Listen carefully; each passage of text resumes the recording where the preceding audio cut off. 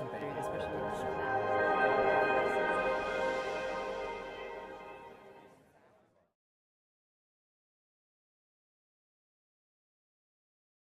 As we're getting to the end of the year and looking towards 2013, people are always thinking about how do I set my sales quotas for the year, how do I incent my sales team. I have a couple of rules of thumb that I would live by, which I think are very helpful as you're doing that planning. It's important to make sure that whatever incentives you put in place, you align your sales team's incentives with your incentives and the incentive of the business. Whether that's revenue, whether that's gross profit, whether that's net profit, whatever that is, make sure you're paying for that. Because the number one way to mess up sales quotas is to pay your sales team for things that don't pay you. Second thing is, depending on the nature of your business, I found it's very useful, especially in a growing business, to set my quotas quarterly. I'm really not that smart to predict a whole year, but I'm reasonably good at predicting a quarter.